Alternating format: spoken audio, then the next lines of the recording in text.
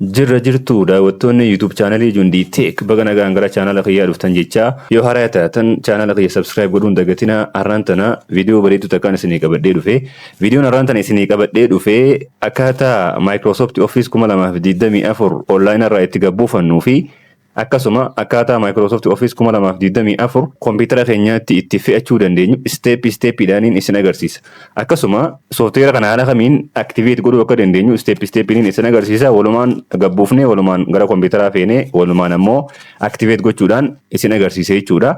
Viidiyoo kanaan gadumatti ilaaluu hin dagatinaa, sababni isaa steppiiwwaniin ani isin agarsiisu keessaa steppii takka yoo dhiiftan taate wanta kana sirnaan gabbuufattanii sirnaan fe'achuu hin dandeessan waan ta'eef viidiyoo kana jalqabarraa hanga dhumatti daawwachuu hin dagatinaan isiniin jaa mee ammaan tana garuma steppii jalqabattiin isin dabarsa jechuudha.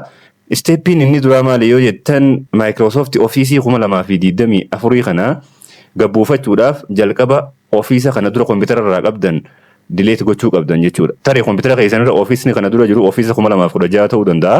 Akkasuma Office 2019 ta'uu danda'a. Office kana dura 2010 ta'uu danda'a jechuudha. Kanaaf Officeawwan kompiitara keessanirra jiru yookaan Microsoft Office kana dura kompiitara keessanirra jiru delete gochuu qabdan jechuudha jalaa. Kanaaf Microsoft Office kana dura kompiitara irraa qabdan delete gochuudhaaf steppii itti aanu kana hordofuu qabdan jechuudha. Jalqaba kompiitara keessanirraa gara gadii kana deemuudhaan bakka searchii tanarra dhuftanii control panel jettanii itti barreessitan jechuudha. Control panel yeroo isin jettan haala kanaan control panel isinii fida jechuudha. Control panel yeroo inni isinii fidu control panel kaja'u kana gara kanaan kajiru kana open kaja'u kana ragattu kanna jechuudha.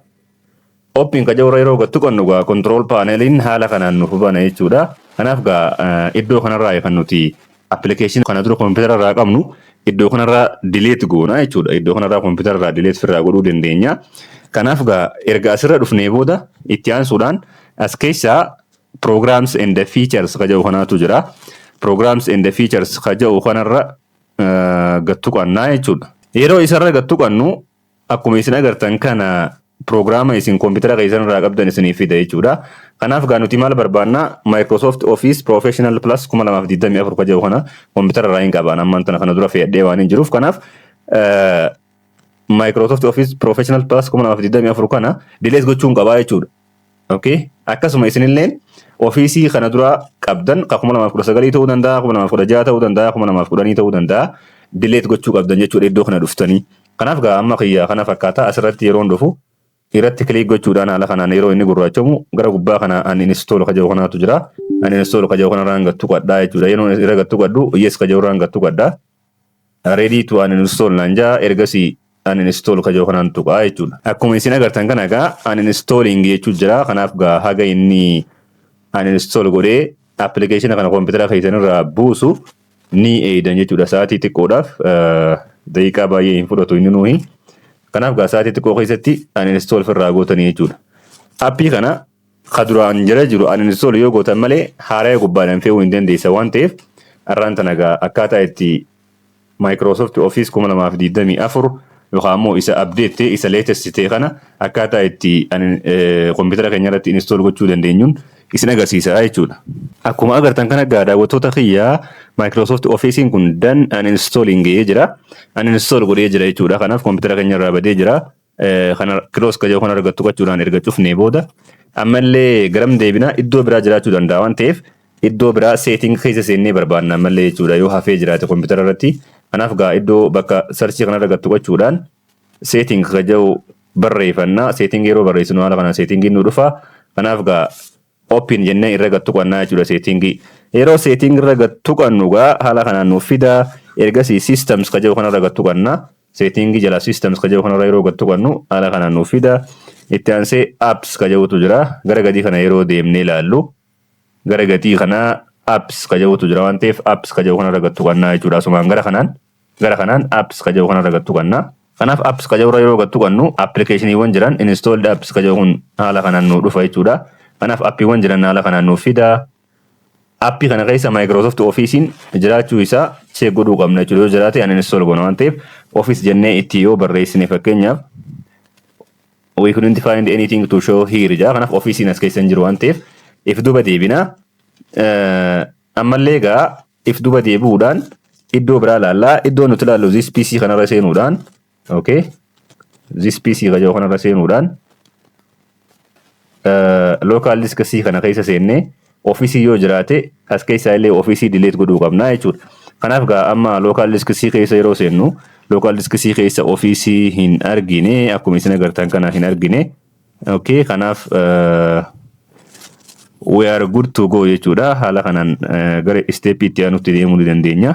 Office hin jiru waan ta'eef as keessa gara step itti aanutti deemuu ni dandeenya. Kanaaf gaa successfully application office duraan computer irraa qabnu delete goonee jirra jechuudha. Amma office duraan qabnu erga delete goonee booda step itti aanutti dabarra. Step itti aanu egaa gara browserii deemuudhaan browsera barbaadan irratti browser isin barbaadan browsera Google ta'uu danda'a akkasuma Microsoft Edge ta'uu danda'a jechuudha. Garas deemuudhaan application tokko gabbuufanna jechuudha erga ka duraan jiru delete goonee booda. Kanaaf Edge browserii kana erga banadhee booda taabii itti aanu taabii haaraa ni banadha. Ergasii taabii haaraa erga banadhee booda maal jeetiin barreessaa? Office Deployment Tool jeetiin barreessaa jechuudha. Office Deployment Tool jeetiin barreessaa. Office Deployment Tool jeetiin barreessaa jechuudha. Haala kanaan yeroo nan Office Deployment Tool jee barreessu haala kanaan naaf fidaa. Yeroo inni naaf fidu kana linkii jalqabaa kanarratti hin gadhawadha jechuudha. Linkii jalqabaa kanarratti hin gadhawadha. Yeroo nan linkii jalqabaa irra gadhawadhu haala kanaan naaf fida. Haala kanaan naaf fida. Yeroo inni haala kanaan fidu select language kaja'u kanaatu jira. Select language kaja'u kana Ingiliffaarra ta'uu isaa erga addaan baafattanii booda download kaja'u kanarra gadhawachuudhaan Office Deployment Tool kana download godhattanii jechuudha. Kanaaf download kaja'u kanarra hangattu gadhaa. Akkuma isin argitan kana download naattee jira jechuudha Office Deployment Tool kuni. Egaa ergaan application kana download godhadhee booda gara step itti aanutti deema. Step itti aanu maali? Folder create godhuu qabna jechuudha. Folder tokko desktop irratti create godhuu qabna. Kanaaf gara desktop itiin dhufa. Ergasii right click ergan godhee booda right click ergan godhee booda new folder jeetiin folder tokko asitti create godha jechuudha. Folder kana maal jeetiin maqaa itti moggaasaa Microsoft Office 2024 jeetiin maqaa itti moggaafadha jechuudha. Kanaaf haala kanaaniin folder kana uummadha. Ergaan folder kana haala kanaan desktop irra kaayyadhee booda folder haaraa kana ergaan kaayyadhee booda gara download itiin deema jechuudha. Ammaan tana gara download deemuudhaan application reefuun tana gabbuufadhe san achii gaffidadha jechuudha. Download keessa ergan dhufee booda Office Deployment Tool kaja'u kanaatu jira. Kanaaf Office Deployment Tool kana gara folder sanii fidadha jechuudha. Kanaaf gaa Office Deployment Tool kaja'u kana ergan gara kana dhufee booda right click gochuudhaan open hin jaan jechuudha. Open hin jaanii right click godheetiin open jaanii. Ergasii yes hin jaanii jechuudha. Yes hin jaanii. Ergaan yes jeeni booda click to here accept the Microsoft Software License kaja'u kana boxii kana keessa click godheetiin ergasii continue jaan jechuudha. Continue hin jaanii. Ergasii haala kanaan naaf fidaa. Egaa asirratti wanni xiyyeeffatanii ilaaluu qabdan desktop irratti reefuun tana folder haaraa uumnee jirra. Microsoft Office 2024 jennee folder haaraa uumnee jirra. Kanaaf waan kana achi keessatti kan nuti extract godhuu qabnu jechuudha. Kanaaf as keessaa Microsoft Office 2024 kaja'u kana reefuun tana desktop irratti uummanne san gartee kanaaf achirratti okay jechuudhaan achirratti extract gochuu qabna jechuudha application kana. Kanaaf okay hin jaanii. File extract successfully naan jee jira. Kanaaf amma faayiliin kun achi keessatti extract ta'uusaa deemee ilaaluun ni danda'a. Office kanarra yeroo gaddu haala kanaan faayilli as keessa naa dhufee jira jechuudha. Okay? Haala kanaan as keessa naa dhufee jira. Kanaaf kanaan minimizing godhadha. Amma gaa gara step itti aanutti deema jechuudha. Kanaaf gaa stepin sadaffaa maali? Ammallee application tokkoon gabbuufadha jechuudha. Application tokkoon gabbuufadha. Kanaaf application icha gabbuufachuudhaaf gara miin deema? Gara Microsoft Edge tiin deema. Gara Edge ergaan haala kanaan dhufee booda taabii haaraa banachuudhaan maal jeetiin barreessaa? Office Customization Tool jeetiin barreessaa jechuudha. Office Customization Tool. Office Customization Tool kaja'u kana kanarratti hin gadhawadha. Akkuma isin agartan kan naggaa linkii jalqaba dhufu kana ni jira. Linkuma jalqaba dhufu kanarratti hin gadhawadha. Kanaaf haala kanaan naaf bana jechuudha. Office Customization Tool jee. Haala kanaa yeroo dhufu asirraa wantoota tokko tokko sirreessuu qabdantu jira. waa'ee koompitara keessanii isin gaafata jechuudha. Asirraa fakkeenyaaf production release kana jala architecture isin gaafata. Koompitara keessan architecture inni run godhu maali jee isin gaafata jechuudha. Architecture koompitara bakka lama qoodama. Tokkoffaa 32 bit, lammaffaan ammoo 62 bit kan jedhamu jira. Kanaaf koompitara keenya koompitara baay'een 64 bit kana jechuudha. Koompitara keessan 32 bit fi 64 bit ta'uusaa garaagarummaa isaa haala kamiin addaan baafattan isiniin agarsiisa. As dhuftanii jechuudha desktop irraa this PC kan jedhu kanarratti right click gootanii booda properties kan jedhu irra gattuqattanii yeroo isin properties kan jedhu irra gattuqattan haala kanaan isiniif fida jechuudha koompitara keessanii. Kanaaf amma koompitara kiyya kana fakkaataa 64 bit processor, okay, 64 bit operating system and 64 bit based processor nuun jaa jechuudha. Kanaaf yoo 32 bit illee 32 bit jee asitti isiniif fida waan ta'eef haala kanaan koompitara keessan 64 fi 32 ta'uusaa addaan baafattanii jechuudha. Erga addaan baafattanii booda amma itti fufna jechuudha deebineeti. Kanaaf ni deebina. Erga gara dhuftanii booda koompitara kiyya 64 bitiidha. Ergasii isarraan gattuqadha jechuudha. Okay, ergasii gaddeemtanii Office Suite kan jedhu kanatu jira. Office Suite kan jedhu kanatu jira.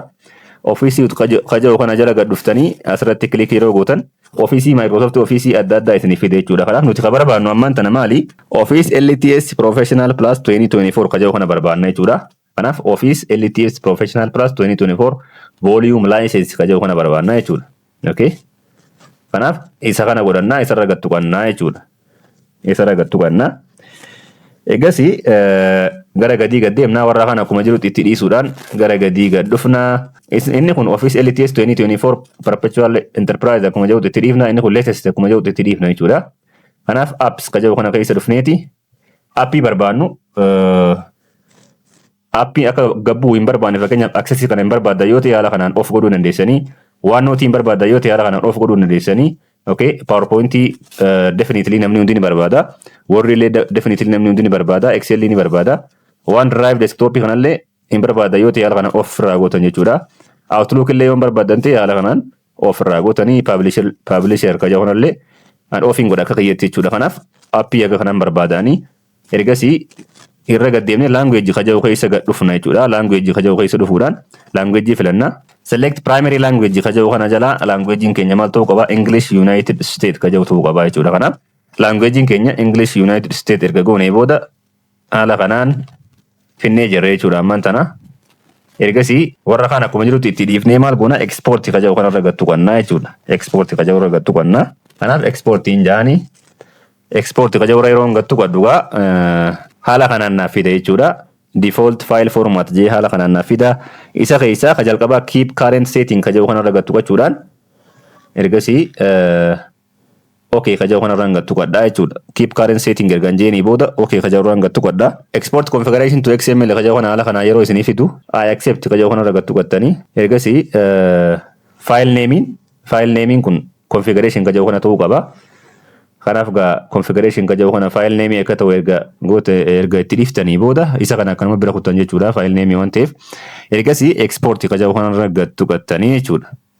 Export kan jedhu yeroo isin gattuqattan faayilli kun download isinii ta'a akkuma isin agartan kanatti keep hin jaanii keep yeroo nan jedhuun haala kanaan configuration.xml jechuudhaan download na godhee jira jechuudha. Kanaaf application lammataa gabbuufannee jira jechuudha haala kanaanii. Okay, application lammataa haala kanaan gabbuufannee jirra. Ergasii stepin itti aanu maali? Stepin itti aanu application kun download ta'ee jira. Kanaaf application kana copy gochuudhaan gara folder keenya fudhachuu qabna jechuudha. Kanaafuu garam deemna? Gara download deemna. Okay, gara download deemuudhaan download kan jedhu kanarra gattuqachuudhaan configuration kan jedhu kun akkuma isin agartan kana gabbu'ee jira. Kanaaf isa kana maal goona?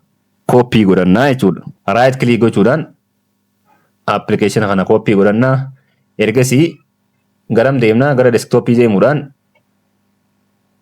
MS Office 2024 kan jedhu kana banannee paste goona jechuudha asitti. Paste goona. Haala kanaan configuration kana asitti paste goonee jirra jechuudha. Okay? Paste goonee jirra. Ergasii stepin itti aanu maali? Folder kana asirraa fuunee garam fuudhuu qabna? Gara C drive yookaan immoo gara C drive fuudhuu qabna jechuudha. Folder kana asirraa right click gochuudhaan cut jennaani. Cut erga jenneen booda garam fudhannaa? Gara C fudhanna jechuudha. C drive itti fudhachuu qabna jechuudha. Kanaaf this PC kan jedhu kanarra yeroo gattuqannu haala kanaan nuuf fida as keessa local disk C kana keessatti fudhachuu qabna jechuudha. Kanaaf gara local disk C kana dhufuudhaan asirratti paste jennaani jechuudha. Paste yeroo jennuun haala kanaan MS Office 2024 kajeelchuun haala kanaan dhufaa jechuudha. MS Office 2024 kana gara local disk C fidannee jirra jechuudha. Kanaaf gaa steppiin kun kana fakkaata. Amma gaa gara steppii afuraffaatti deemna. Okay, steppiin afuraffaa maali? Asirraa gara startii deemuudhaan maal banannaa? Gara startii yookaan bakka search kana deeguudhaan maal jennaani? Command prompt jennaan jechuudha. Command prompt yeroo nuti jennee barreessinu haala kanaan command prompt nu fida. Command prompt kana haala kanaan yeroo isin fidu gara kana dhufuudhaan run as administrator kajeeluu kana argattu gattan jechuudha. Run as administrator kajeeluu kana argattu gochuudhaan command prompt kana yes jettaniini haala kanaan banattanii jechuudha. Yeroo isin yes jettaniin haala kanaan isiniif banama command promptini. Okay, haala kanaan isiniif banama. Yeroo inni haala kanaan isiniif banamu gara step itti aanutti deemtan jechuudha. Sanboota gara local disk C deemuudhaan paazii keenya san as fidachuu qabna jechuudha. Paazii keenya san fidachuu qabna. Ergasii asirraa dhufnee gara local disk C keenyaan deemna. Gara local disk C erga deemnee booda haala kanaan local disk C keessa MS Office 2024 kana paazii isaa fidachuu qabna jechuudha. Paazii isaa haala kanaan gadi argattu qabnu. Paaziin isaa haala kanaan nu dhufa. Kanaaf asirra right click goone copy jennaan jechuudha paazii isaa kana. Okay. MS 2024 karee fuuntana folder reefuun tana desktop irraa fidanne san as keessa dhufnee local disk C keessa dhufuudhaan isarratti yeroo click goonu haala kanaan gara gubbaatti yeroo click goonu paazii isaa nuuf fida jechuudha. Kanaaf paazii kana copy godhannaa jechuudha. C MS Office 2024 kajeeluu kana paazii kana copy godhachuudhaan gara command prompt deemnaa jechuudha. Command prompting keenya akkuma isin agartan kana as jira. Kanaaf gaa command prompt irra yeroo dhufnu maal jennaani CD jennaan. CD jechuun change directory jechuudha. Space gochuudhaan paazii fidannee san paste godhanna jechuudha asitti. Paazii san control plus V jechuudhaan control plus V erga goonee booda paste nu ta'a jechuudha. Kanaaf haala kanaan paazii keenya paste godhannee jirra jechuudha. Paste godhannee jirra. Erga paazii keenya haala kanaan paste godhannee booda enter jennaani. Yeroo nuti enter jennuun gaa command prompting keenya gara folder keenya nu deemee jira jechuudha. Command prompting keenya amma eessa jirra? C keessa MS Office 2024 keessa jirra jechuudha. Okay, folder nuti keessa jirru C dha. Achi keessa MS Office 2024 keessa jirra waan ta'eef as keessa MS 2024 kana as keessa download godhannee install goona jechuudha. Kanaaf stepin itti aanu maali? Koodii tokkotu jira. Koodii kana copy gochuudhaan paste gochuudha jechuudha. Koodii tokkotu jira. Kanaaf koodii kana copy godhattanii paste gootan jechuudha. Koodii kana gaa comment jalqaba irratti isiniif haa yookaan ammoo comment irratti pin isiniif godha yookaan ammoo description keessatti isiniif barreessa waan ta'eef description keessa ilaaltanii koodii kana erga fudhattanii booda copy gootanii paste gochuu qabdanii. Fakkeenyaaf koodiin kun akka kompiitara keessa asirra jira jechuudha. Kanaaf koodii lamatu jira. Koodii lameen keessaa koodii jalqabaa kana haala kanaan ergaan select godhadhee booda copy hin jaanii jechuudha. Copy hin jaanii control plus C godhuu dandeessanii. Haala kanaan ergaan copy godhadhee booda garamiin deema? Gara command prompt qiyyaatiin deebi'a. Command prompt qiyyaatti koodii kana control plus V godhuudhaan paste godhadhaa jechuudha.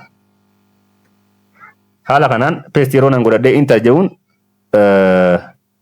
Microsoft Officein haala kanaan naaf fe'uu jalqabee jira jechuudha. Wanni isin ajaa'ibsiisu haala kanaan Microsoft Office 2024in fe'uu eegalee jira jechuudha.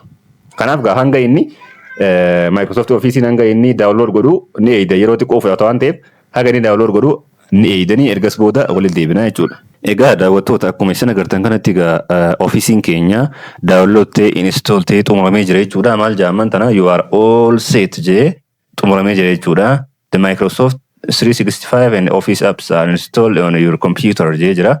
Kanaaf install ta'ee jira jechuudha akkuma isin agartan kanatti. Kanaaf Officein keenya install erga nuu ta'ee booda maal goona close kajeeluu kanaatu jira waan ta'eef iddoo kana close kajeeluu kanarra gattu qabna jechuudha. Close kajeeluu yeroo gattu qabdu haala kanaan close naaf godha jechuudha. Kanaaf gaa Officein keenya fe'amee jira jechuudha ammaan tana. Officein keenya fe'amee jira garuu maaltu hanqata activationitu hanqata jechuudha. Office keenya kan fe'ame salaaluu ni dandeenya. Fakkeenyaaf iddoo search kanarra dhufee fakkeenyaaf Word yookaan jeeyoon barreessee Wordiin haala kanaan nuuf dhufa yookaan ammoo Excel jeeyoon barreessee Excelin illee nuuf dhufa jechuudha. Fakkeenyaaf Excel jeeyoon barreessee Microsoft Excel jeeyoon barreessee Excelin haala kanaan naaf dhufa jechuudha. Fakkeenyaaf Excel bannee ilaaluu ni dandeenya. Open kajeeluu kanarra yeroo gattu qabdu Excelin keenya haala kanaan nuuf banama jechuudha. Wow, it's very amazing. Excel ka yeroo banadhu haala kanaan accept the license naan jaa kanaaf accept hin jaan jechuudha. Yeroo naan accept the license jedhuun haala kanaan Excelin naaf banamee jira. Fakkeenyaaf account ka jedhuun irra yoo gattu gadhu product activated jee jira jechuudha. Kanaaf normally productiin kun activated ta'ee jira jechuudha. Activate ta'ee jira. Activation iyyuu nu barbaachisa jechuudha. Okay? Activation iyyuu nu barbaachisu kanaaf activate ta'ee jira jechuudha. Microsoft Office LTS Professional Plus 2024 product activated jee jira jechuudha. Kanaaf activate ta'ee jira. Update yoo godhuu barbaadan haala kanaan iddoo kana tuqattanii update godhuu dandeessanii. Garuu yoo activate gochuu barbaanne haala kamiin ammallee yoo activate ta'uu baate jechuudha. Yoo activate ta'uu baate haala kamiin activate godhuu dandeenya ka jedhu san isiniin agarsiisa jechuudha ammaan tana. Bakka search kana dhuftanii maal jettanii Windows PowerShell jettanii barreessitan PowerShell jettanii erga barreessitan booda PowerShell jettanii erga yoo isin barreessitan haala kanaan PowerShell isinii fida. Windows PowerShell ka jedhu isinii fida. Yeroo inni Windows PowerShell isinii fidu Open as Administrator ka jedhu kana argattu qottan jechuudha. Open as Administrator yeroo isin jettaniin yes ka jedhu kanaatu dhufa. Yes ka jedhu kana argattu qottanii haala kanaan isiniif bana jechuudha. PowerShell haala kanaan isiniif bana. Windows PowerShell yeroo isinii banu Office keessan activate godhachuudhaaf koodii tokko itti galchitan jechuudha. Koodii kana description irraan isinii kaa yookaan immoo comment irratti pin isiniif godha. Kanaaf description keessa fuutanii koodii kana asirra fiddanii enter jettanii jechuudha. Koodiin kunis maal fakkaata? Koodiin kun asirra naaf jiraanii. Kanaaf koodiin kun lamaffaa kana jechuudha. Kanaaf koodii lammaffaarra jiru kana erga copy gootanii booda haala kanaan erga copy gootanii booda geessitanii paste gootan jechuudha achitti. Control plus V dhaan copy godheen jira. Ergasii asirra dhufuudhaan Control plus V yeroo godhu paste naaf ta'a. Haala kanaan paste naaf ta'a jechuudha. Yeroo inni paste naaf ta'u itti aansee maaliin godhaa enter ka jedhurraan gattu godhaa jechuudha. Enter yeroo gattu godhu haala kanaan naaf eegala jechuudha. Downloading jechuudhaan haala kanaan naaf bida. Haala kanaan yeroo inni fidu lakkoofsa lama ka jedhu kanarra Office ka jedhu kanarra gattu qabna jechuudha. Lakkoofsa lama kana Office keenya activate godhuudhaaf lakkoofsa lamarra ka jedhu kana fayyadamna waan ta'eef lakkoofsa lamarraan tuqadha. Lakkoofsa lamarra yeroo tuqadhu haala kanaan install jee naaf fida. Lakkoofsa tokko kan install this hook Office activation ka jedhu kanarraan gattu qabda. Lakkoofsa tokkoon gattu qabaa jechuudha. Lakkoofsa tokko yeroo gattu ku initialization yookaan immoo initializing naan jaa egaa Office keenya activate godhaa jira jechuudha ammaan tana. Duraanuu activate ta'ee jira garuu yoo activate ta'uu baate haala kanaan activate gochuu dandeessanii jechuudha. Haala kanaan activate godhachuu dandeessan jechuudha. Kanaaf amma activate godhaa jira. Activating Office jechaa jira. Activating Office jechaa jira. Okay, congratulations akkuma isin agartan kana Office is permanently activated jee jira jechuudha. Office is permanently activated naan jee jira. Kanaaf Officein kana booda haga umriitti isin gaafatu jechuudha. License isin gaafatu permanently activate ta'ee jira jechuudha. Kanaaf haala kanaan Office keessan activate godhachuu dandeessanii jechuudha. Haala kanaan activate gootanii amma activate ta'ee xumuramee jira jechuudha Officein keenya. Amma gaara deebi'ee banuun ni danda'a. Word yoon barbaade yoon Excel barbaade banuun ni danda'a. Fakkeenyaaf Word jee yoon irra barreessee Word haala kanaan naaf fida. Word kana open yoon jeen haala kanaan Microsoft Word naaf bana jechuudha. Accept the license agreement naan jaa accepting jaanii ergasii haala kanaan Word naaf bana. Okay. Activate ta'uu dhabuu isaa addaan baafachuu barbaadan account ka jedhu kanarra yeroo gattu bitan asirra dhuftanii product activated jala lama product activated jaa jechuudha. Kanaaf jalatti maal jaa Microsoft Office LTS Professional Plus 2024 jaa jechuudha. Kanaaf haala kanaan Office keessan gabbuufattanii haala kanaan fe'attanii haala kanaan activate godhuu dandeessanii jechuudha. Akkasuma Office keessa yoo update godhuu barbaadan bakka kana dhuftanii update ka jedhu kanaatu jira. Isarra gattu qachuudhaan update now yoo jettaniin update isinii godhuu danda'a jechuudha akka barbaadanitti. Kanaaf haala kanaan namoonni rakkoo akkanaa qabdan rakkoo kana haala kanaan furachuu ni dandeessan isiniin ja'a. Chaanalli kun chaanala rakkoo isin qabdan hundaa'u chaanala rakkoo namaa furu waan ta'eef rakkoo isin qabdan tokko tokkoon isiniif furra chaanala kanarratti. Kanaaf chaanala kana hundi keessanuu subscribe godhuu hin dagatinaa jecha namoota rakkoo akkanaa qabaniif chaanala kana share godhuu hin dagatinaa. Viidiyoo kanallee like gochuu hin dagatinaa isiniin jecha. Egaa viidiyoo biraatti walitti dachaanaa daawwattoota kiyyaa nagaatti.